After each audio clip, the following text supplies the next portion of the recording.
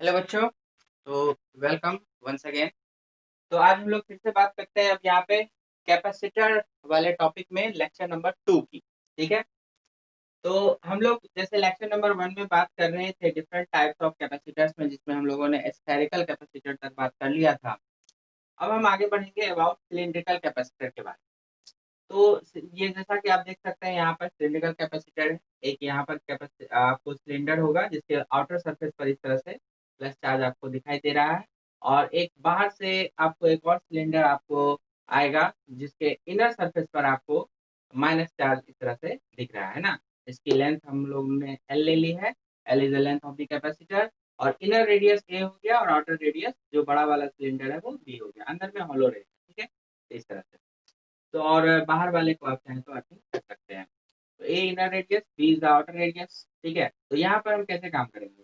तो देखिए यहाँ पर हम लोग क्या करते हैं, आपको इलेक्ट्रोस्टैट में कॉन्सेप्ट याद होगा, लाइन चार्ज का कॉन्सेप्ट। कि अगर हमारे पास कोई लाइन चार्ज है कहीं पर, तो देखिए जैसे कि अगर कोई लाइन चार्ज होता था जिसकी चार्ज डेंसिटी यहाँ पे लीनियर चार्ज डेंसिटी लैम्डा होती थी, तो किसी डिस्टेंस आर पर यहाँ पर अगर फील्ड निकालते थे तो आपको याद होना चाहिए lambda by 2 pi epsilon naught R आता था, है ना। Lambda by 2 pi epsilon naught R आता था। तो यहाँ भी वही करेंगे। ये जो हम लोग का गोल गोल सिलेंडर है इसको हम छोटे छोटे स्ट्रिप्स में मान सकते हैं कि छोटे छोटे स्ट्रिप्स में ये बना हुआ है। जैसे कि ये सिंगल सिंगल हम लोग, जैसे बहुत सारे, अगर हम लोग इस तरह से बहुत सारे सिंगल सिंगल स्ट्रिप्स को रखें और आपस में इस तरह से मिलाते चले जाएं, तो क्या होगा, एक सिलेंडर टाइप से बन जाएगा कि नहीं बन जाएगा। इस तरह से। और भी पेन हो यहाँ पे, तो ऐसे करके इधर भी रखते रखते रखते गोल घुमा सकते हैं ना। तो एक आपको क्या होगा, एक सिलेंडर टाइप का तैयार हो जाएगा। बेसिकली जो ये छोटा सा एलिमेंट हम लोग लेंगे इस तरह से, एक एलिमेंट ये वाला हो गया। तो ये जो होगा एक लाइन चार्ज का हम लोग काम करेंगे, इसमें हम लोग लैम्डा मान लेंगे, लीनियर चार्ज डेंसिटी। तो वही यहाँ पर भी किया गया है। तो यहाँ पर हम लोग क्या किए, एक साइड में इधर लैम्डा स्ट्रिप मान लिए, और उसी का हम लोग चाहें तो अपोजिट वाले यहाँ पर भी मान सकते हैं लैम्डा। ठीक है, एक इस तरफ से तो एक इस तरफ। अब हम लोग को करना क्या है कि यहाँ पर वही गॉसियन सरफेस एक इमेजिन कीजिए जो सेंटर से एक्स डिस्टेंस पर है, और ये ब्लैक वाला जो हमने यहाँ पे ड्रॉ किया हुआ है वो हमारा हो गया गॉसियन सरफेस। तो अब क्या होगा कि सिमेट्री के आधार पर ये सारे चार्जेस जो यहाँ पर दिख रहे हैं हमको, ये सारे ये एक्सेल लाइन पे आ जाएंगे, ये भी एक्सेल लाइन पे आ जाएगा। तो हम लोग कह सकते हैं कि यहाँ पे लीनियर चार्ज डेंसिटी जो बन जाएगी वो कितनी बन जाएगी, तो 2 लैम्डा की बन जाएगी। फिर आप ये वाला फॉर्मूले के हिसाब से, अगर लैम्डा था तो lambda by 2 pi epsilon naught R, R is the distance. तो उसी तरह से अब यहाँ पर ये दोनों जब यहाँ पर आ जाएंगे तो बन जाएगा 2 लैम्डा। तो 2 lambda by 2 pi epsilon naught, और ये दूरी दूरी क्या होगी, एक्स की, तो वो एक्स हो जाएगा, है ना। तो इस तरह से हम लोग काम कर सकते हैं इलेक्ट्रिक फील्ड के लिए। तो अभी क्या करना है कि यहाँ पर ये इसके बीच में जो भी इलेक्ट्रिक फील्ड की वैल्यू आएगी ओवरऑल, वो तो वेरिएबल हो गया क्योंकि एक्स डिस्टेंस पर आपको ये एक्स के हिसाब से आएगा, आगे बढ़ेंगे तो और कम होता जाएगा। तो हम लोगों को क्या करना होगा, फिर से इंटीग्रेशन का काम करना पड़ेगा। इसलिए तो डेल्टा भी को निकालने के लिए, ठीक है, पोटेंशियल डिफरेंस को निकालने के लिए। तो potential difference between these two surfaces, जो इनर इनर सिलेंडर का जो आउटर सरफेस है और जो आउटर सिलेंडर का जो इनर सरफेस है, उसके बीच में कितने का पोटेंशियल डिफरेंस आएगा, तो डेल्टा भी बराबर ई इंटू डी एक्स। इस तरह से इसका इंटीग्रेशन होगा। लिमिट कहाँ से कहाँ तक, तो चूंकि ये जो इलेक्ट्रिक फील्ड है या जो डिफरेंस है वो ए से बी के बीच है, तो हम लोग ए से बी तक लिमिट रखेंगे। और सिंपल अब इसको उठा के आप यहाँ पे रखिए, 2 lambda by 2 pi epsilon not x, यहाँ पे ये डी एक्स टू टू, आप चाहे तो इस जो भी कांस्टेंट है बाहर ले आइए, और चाहे तो कैंसिलेशन कर सकते हैं कभी भी। और अंदर में देखिए क्या बचेगा, डी एक्स बाई एक्स। तो आप जानते हैं 1/x का इंटीग्रेशन एल एन एक्स, और फिर लिमिट रखेंगे तो ये सीधा सीधा एल एन बी बाई ए आ जाएगा। आई होप कि आपको ये मालूम है। उसके बाद एल एन बी बाई ए, अगर आप भूल गए हैं ये सब चीजें तो अप्लाइड मैथ्स में जरूर जा करके उसको रिवाइज कर लेंगे। तो जब ऐसा करते हैं तो क्या बनता है, एल एन एक्स, और जब आप लिमिट रखेंगे ए से बी, तो इस तरह से L N B minus L N A, और फिर यही L N B by A का फॉर्म पकड़ लेगा, है ना। तो इस तरह से आप यहाँ पर समझ सकते हैं। और ये टू लेमडा, टू और टू का चाहे तो कहीं भी कैंसिल कर सकते हैं, जो हमने नीचे किया है। तो हमें मिल गया क्या, पोटेंशियल डिफरेंस। अब हमें चाहिए सी, कैपेसिटी चाहिए। तो कैपेसिटी का फॉर्मूला आपने पता है, क्यू अपॉन डेल्टा वी। तो क्यू यहाँ पर क्या हो जाएगा, तो क्योंकि ये लेमडा एल लेंथ का, ये लेमडा एल लेंथ का हमने सेंटर पर ले लिया था, तो लेमडा टाइम्स एल 2 बार आ जाएगा। Two lambda L, Q is equal to two lambda L plus lambda L, two lambda L, ये हो जाएगा। और ये डेल्टा वी हो जाएगा, ये आपका ये है two lambda by two pi epsilon naught N L N V by. फिर ये टू लेमडा हमारा कैंसिल हो गया और आपका ये चीज ऊपर चला जाएगा, क्या बन गया two pi epsilon naught L divided by L N V by A. ठीक है, तो कैपेसिटी का जो फॉर्मूला होगा, अगर एल लेंथ का हमारे पास कोई सिलेंडर का कैपेसिटर मौजूद है जिसका इनर रेडियस या आउटर रेडियस भी हो, तो हम लोग जो कैपेसिटी लिखेंगे क्या लिखेंगे, two pi epsilon naught L upon L N V by A. ये फॉर्मूला हमको याद कर लेना है। कभी कभी हमसे कैपेसिटी पर यूनिट लेंथ पूछता है, पर यूनिट लेंथ के लिए क्या करना होगा, किसके लेंथ से भाग दे देना होगा। एल लेंथ के लिए इतना था, वन यूनिट लेंथ के लिए क्या होगा, तो सी बाय एल अगर आप करेंगे तो बच जाएगा two pi epsilon naught by L N V by. ठीक है, इसको कहेंगे capacity per unit length, no problem. चलिए अब हम लोग आगे बढ़ते हैं, ये हो गया आपका सिलिंड्रिकल कैपेसिटी। अब हम लोग आगे थोड़ा सा काम करेंगे, जैसे कभी कभी क्या होता है कि इनके बीच का जो डाइलेक्ट्रिक होता है, कभी कभी वो वेरिएबल आपको दिया जा सकता है। जैसे हमने एक स्फेरिकल कैपेसिटर यहाँ पे बनाया है और उसके अंदर के जो डाइलेक्ट्रिक्स है, जो कि यहाँ सेंटर से एक्स डिस्टेंस पर अगर कोई पोजीशन पी, कोई पोजीशन है यहाँ पे, तो वहां पर की जो वैल्यू है के की वैल्यू, वो के वैल्यू है के नॉट बाई एक्स, जहाँ के not is a constant and x is the distance between this centre, है ना। तो ये अब आपको ऐसी स्थिति में निकालना है कि ऐसे स्फेरिकल कैपेसिटर की कैपेसिटी क्या होगी, उसको हमको फाइंड करना है। ठीक है, तो आइए बिल्कुल यही बेसिक तरीका याद रखेंगे कि अंदर में सबसे पहले तो हम लोग इलेक्ट्रिक फील्ड की चर्चा करेंगे। यहाँ पर ये जो एक्सिस्टेंस है वहाँ पर इलेक्ट्रिक फील्ड क्या होगा, है ना, सबसे पहले इस बात की चर्चा होगी। तो वहाँ पर इलेक्ट्रिक फील्ड जो होगा, तो बिल्कुल वही गॉस के अनुसार ये चार्ज जो है, मान लीजिए क्यू चार्ज, तो ये क्यू चार्ज जो है वो अंदर में आ जाएगा सेंटर पे और उसके हिसाब से आएगा। तो ई जो होगा वो एक्स के लिए क्या हो जाएगा, Q one by four pi epsilon naught Q by R square, तो one by four pi epsilon naught और एक्स का स्क्वायर हो जाएगा। उसके बाद नेक्स्ट स्टेप हमको क्या करते थे, यहाँ पे देखिए एक चीज और, यहाँ पे ये डायलेक्ट्रिक यहाँ पे रखा हुआ है, ये एप्सिलॉन नॉट के साथ आपका ये के भी आ जाएगा साथ में, के एक्स स्क्वायर। ठीक है, अब के की वैल्यू क्या है, के नॉट बाय एक्स, जहाँ के नॉट इज द कांस्टेंट, यहाँ पे याद रखिएगा के नॉट इज द कांस्टेंट। तो अगर हम उसको रख के यहाँ पे सॉल्व कर ही लेंगे, हो गया एक्स के लिए, मतलब कि एक्स डिस्टेंस के लिए, और जैसे जैसे आप आगे जाएंगे आपका डिस्टेंस जो है वो तो चेंज होता जा रहा है, इसलिए इसकी वैल्यू जो है वो चेंज होती जा रही है, इसलिए हम तो आगे जा करके इंटीग्रेशन करेंगे, इस फॉर्मूले का यूज करेंगे। तो देखिए जरा इसको एक बार और हम सॉल्व कर ले थोड़ा सा। के की वैल्यू रख रहे हैं यहाँ पे के नॉट बाई एक्स, तो ये देखिए कैंसिल हो गया। अब जो बच गया सो बच गया, तो अब हम लोग डेल्टा क्यू निकालते हैं। Delta we integration of A x और फिर डी एक्स, और इसकी लिमिट भी वही ए से बी तक आप लेके जाएंगे, तो ये क्या हो गया, ए से बी तक जाएगा और यहाँ पर Q by four pi epsilon naught K not x और फिर डी एक्स, देख सकते हैं आप। तो ये आराम से आपको आगे इंटीग्रेट कर सकते हैं, कॉन्स्टेंट्स को बाहर कर लीजिए,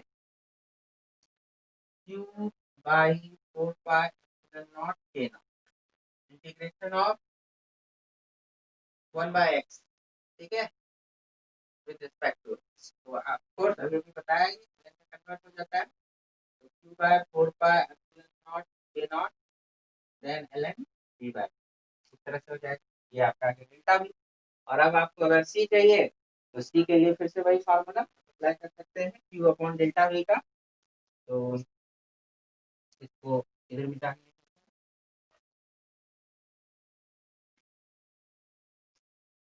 हेंस फाइनली सी इक्वल क्यू अपॉन डेल्टा, तो याद रखिएगा, इस प्रोसीजर को याद रखिएगा। इलेक्ट्रिक फील्ड की मदद से डेल्टा भी निकाल लेंगे और सी के निकालना हो तो क्यू अपॉन डेल्टा भी करना, इसका स्टैंडर्ड प्रोसीजर है।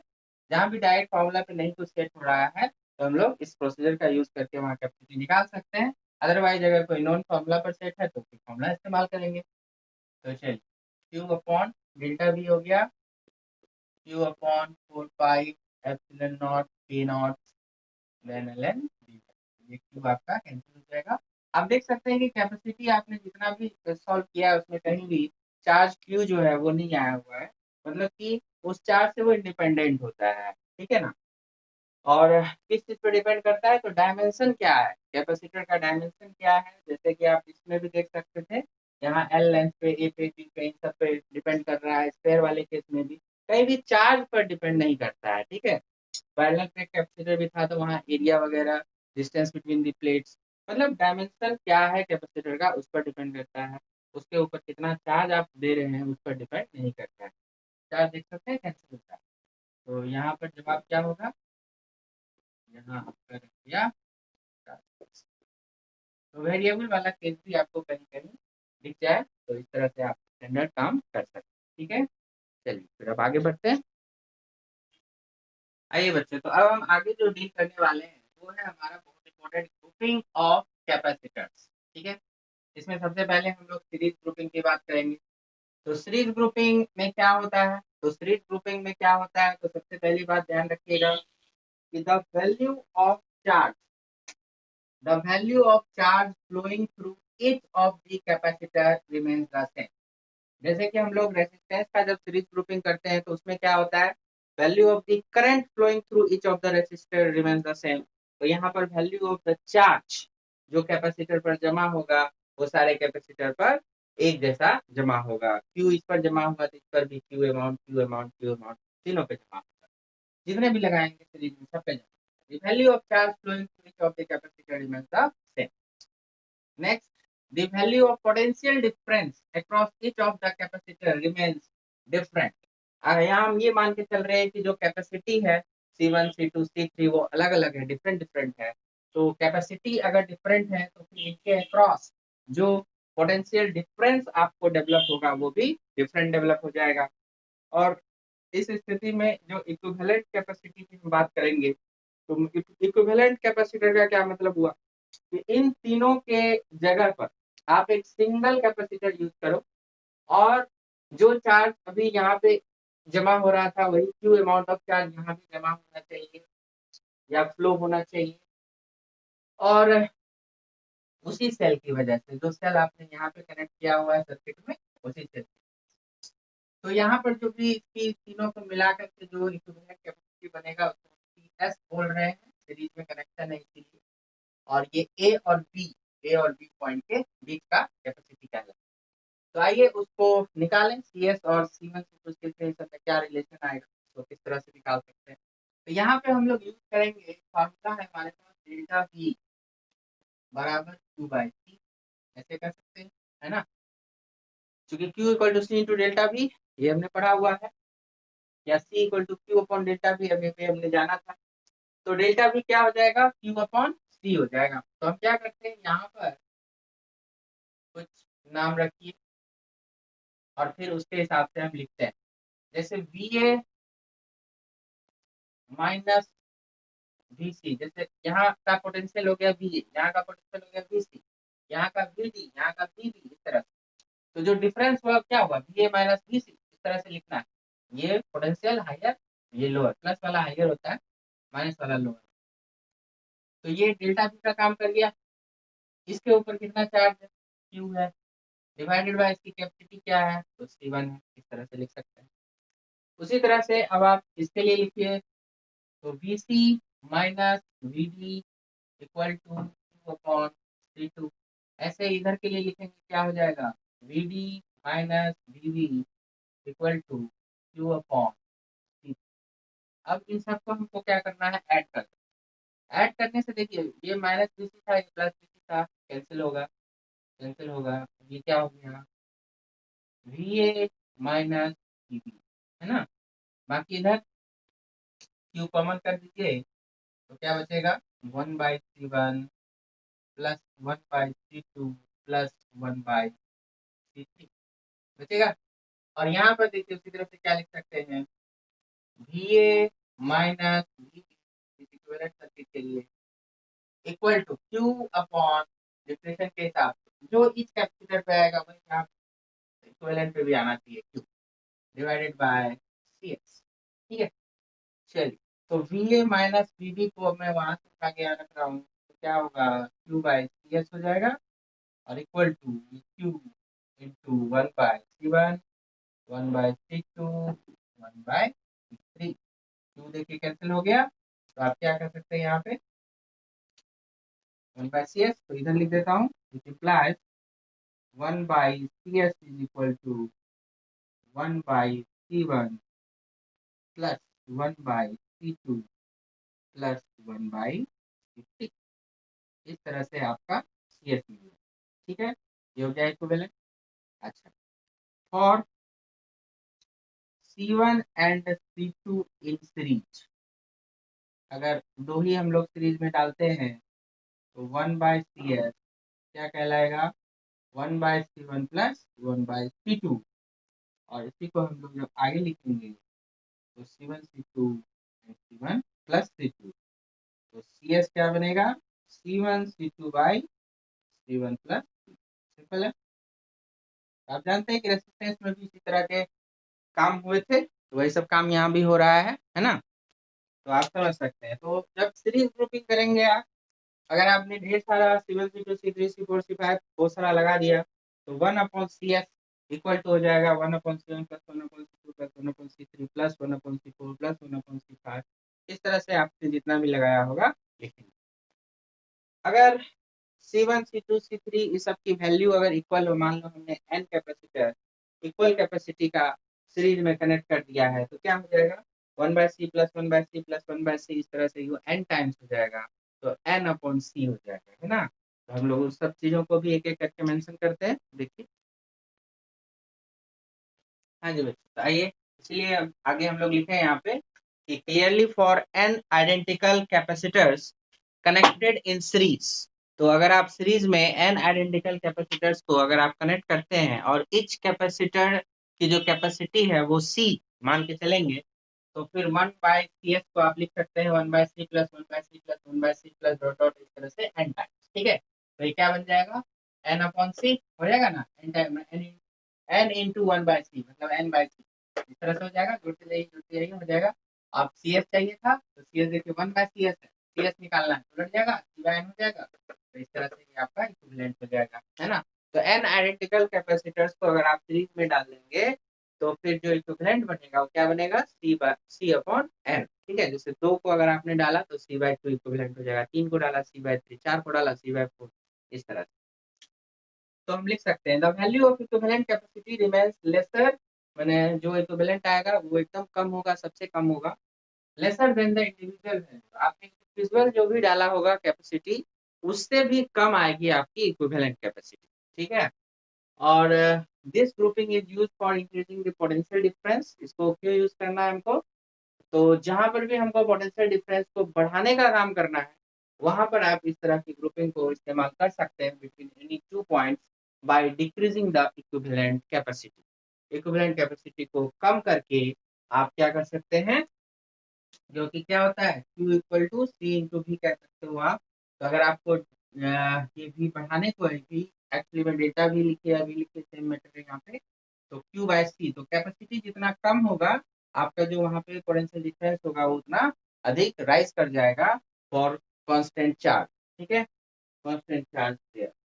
तो हम लोग कैपेसिटी को कम करके पोटेंशियल डिफरेंस को बढ़ा सकते हैं, और इस तरह से आपका सीरीज ग्रुपिंग वर्क करता है। ठीक है, चलिए, तो अब नेक्स्ट हम लोग देखेंगे पैरेलल ग्रुपिंग ऑफ कैपेसिटर्स।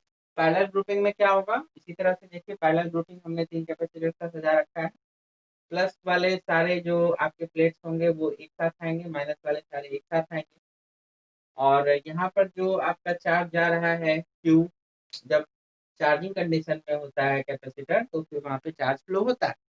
तो जो मान लीजिए कि Q चार्ज है तो क्या होगा, यहाँ पर आकर के बढ़ जाएगा Q1 Q2 Q3 में। अगर ये अलग अलग Q1 Q2 C3 है तो चार्जेस भी अलग अलग जाएंगे, और अगर इक्वल रखिएगा तो इक्वल भी बढ़ जाएगा। है, हम लोग यहाँ पे डिफरेंट मानते हैं। तो ये सभी के बीच में, और इसका जो इक्विवेलेंट सर्किट है वो हमने ये बनाया है, इन के जगह पर एक सिग्नल आपको ऐसा लगाना है जो वही चार्ज Q जो यहाँ से ओरिजिनल चला है सेल से, वही चार्ज Q पे स्टोर कर दे, और उसकी वैल्यू की, और ये जो भी बैटरी यहाँ होगी यहाँ पर पास होगी। तो इस तरह से, तो यहाँ पर अब हम लोग इक्विवेलेंट कैपेसिटी की कैलकुलेशन कैसे करेंगे, तो उस पर बात करते हैं हम लोग। तो देखिए, फार्मूला था है Q इक्वल टू सी भी, तो हम लोग यहाँ पे लिख सकते हैं क्लियरली Q जो है वो बट गया है Q1 Q2 और Q3 में।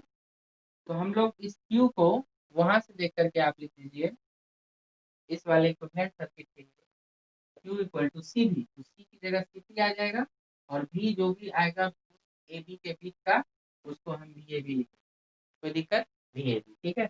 मतलब ये पोटेंशियल जो हुआ तो क्या हो गया भी ए बी, भी ए बी के नाम से जाना जाएगा। तो गौर करें कि ये भी तो यहाँ पर यहाँ से यहाँ तक का जो पोटेंशियल डिफरेंस है सभी के अक्रॉस क्या होता है, सेम होता है। पैरेलल कनेक्शन में यही बात तो होती है कि potential difference across each of the capacitor remains the same. तो इसको भी आप चाहें तो कहीं पर एक लाइन मेंशन कर सकते हैं, तो हम लोग इसको यहाँ पर मेंशन कर सकते हैं, ठीक है। तो कहीं पर भी मेंशन किया जा सकता है कि इन दिस केस, एक लाइन लिख देंगे, in this case the potential difference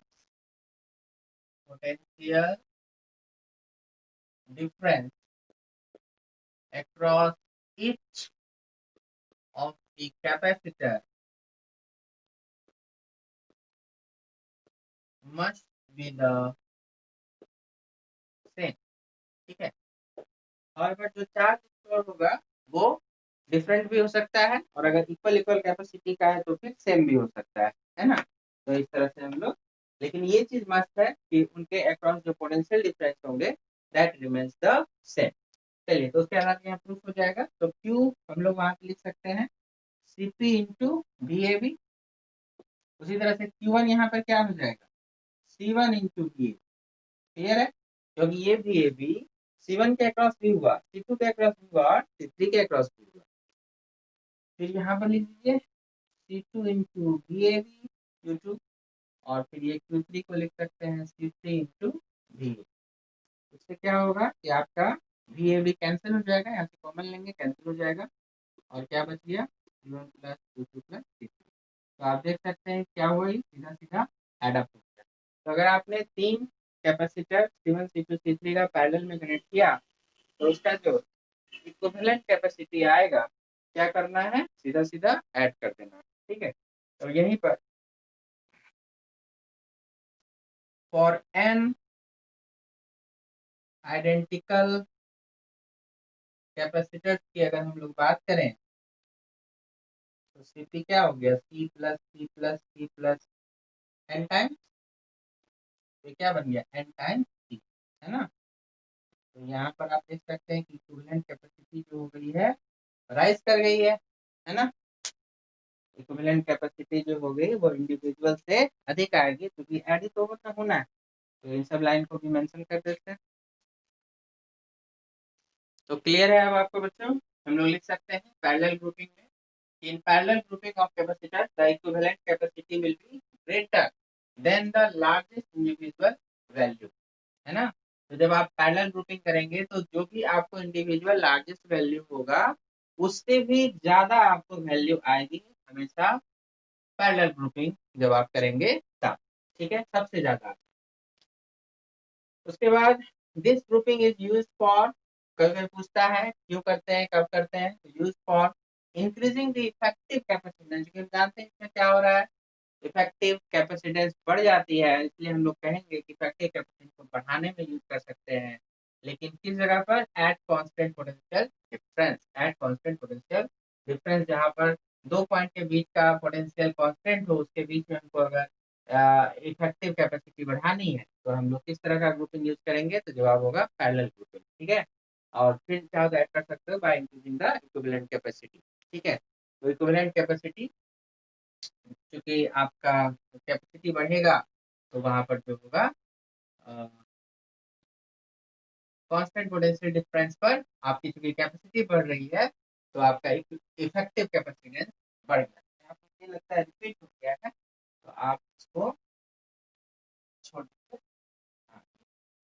हालांकि इसमें एक फायदा होगा आपका, जो चार्ज स्टोरेज की कैपेसिटी होगी वो बढ़ जाएगी। जैसे देखो समझो बात, जैसे कि हमने अभी क्या किया, एक सेल, जिस तरह से हमने एक सेल के साथ ऐसे एक सिंगल लगाया हुआ था। तो हम लोगों ने यहाँ पे तो कितने का मान लो पोटेंशियल डिफरेंस हो गया, ई का भी लिख सकते हो, या हमने कहा चलो डेल्टा वी का हमने यहाँ पर क्रिएट किया हुआ है, इससे क्यू चार्ज यहाँ पर इस पर स्टोर हो गया है, और ए और बी के बीच की जो कैपेसिटी है वो सी है। लेकिन अगर हम लोग यहीं पर इस सी का दो इस तरह से पैरेलल लगा दें, अब क्या हो जाएगा, पैरेलल ग्रुपिंग कर दी हमने, तो देखें जरा क्या क्या चेंज हो गया, ध्यान दीजिए। तो जब हमने ऐसा किया तो अभी भी ये तो डेल्टा भी ही रहेगा, है ना। अभी इन दोनों का इक्विवेलेंट तो आपका सी सी का बन गया आपका 2C। मतलब ये हो गया कि अब इनका इक्विवेलेंट जो हो गया यहाँ पे एक कैपेसिटी ये 2C के साथ दिखाए, ये सिंपल है सर। ये हो गया डेल्टा। तो यहाँ पर जो चार्ज आपका स्टोर हो रहा था क्यू, ये क्यू आपका क्या था, सी इंटू डेल्टा वी के बराबर था। और यहाँ पर अब ये इसके इक्विवेलेंट है यहाँ पर। तो अब यहाँ पर जो चार्ज आपका स्टोर होगा, मान लीजिए वो क्यू डैश है, तो वो क्यू डैश क्या होगा, तो क्यू डैश हो जाएगा यहाँ पर की कैपेसिटी जो 2C हो गई और इंटू डेल्टा वी। तो पुराने के साथ अगर हम कंपेयर करें कि डेल्टा वी क्यू था, तो ये हो गया 2 टाइम्स क्यू। तो आप देख सकते हैं कि चार्ज स्टोरेज आपका बढ़ गया। तो आप यहाँ पे लिख सकते हैं this grouping is used for increasing the effective capacitance at constant potential difference and to increase the storage of the charge. ठीक है, जब आप ऐसा करते हैं तो क्या हो जाता है, स्टोरेज ऑफ द चार्ज जो है वो आपका बढ़ जाता है। ठीक है, तो जब आपने पैरेलल ग्रुपिंग कर ली तो स्टोरेज ऑफ द चार्ज आपका वो बढ़ गया। इस तरह से भी आप समझ सकते हैं। ठीक है जी। तो चलिए अब हम बात करेंगे यहाँ पर। अब आपको कैलकुलेशन करना होगा कि ग्रुपिंग ऑफ कैपेसिटर्स के साथ इक्विवेलेंट कैपेसिटी कैसे निकालते हैं। तो जरा उस पर काफी सारे सवाल होते हैं, जैसे इक्विवेलेंट रेसिस्टेंस आप निकाला करते थे, तो उसी तरह से अब आपको यहाँ पर इक्विवेलेंट कैपेसिटी निकालनी पड़ेगी। तो वो अपने आप में भी एक अच्छा खासा डिस्कशन है, तो उसको हम लोग नेक्स्ट वीडियो में जारी रखेंगे। इस वीडियो में तो हम लोग इतना ही आपको सीरीज पैरेलल ग्रुपिंग समझा दिया, तो इसको आप अच्छे से यहाँ पर समझ लेंगे। और फिर हम नेक्स्ट वीडियो में ग्रुपिंग ऑफ दी कैपेसिटर्स का जो इक्विवेलेंट कैपेसिटी का कैलकुलेशन होगा हम लोग उसको करने वाले हैं। ठीक है, तो यहाँ तक नोट करके अच्छे से कंप्लीट रखिए। मिलते हैं जल्दी नेक्स्ट वीडियो लेक्चर में। Thank you.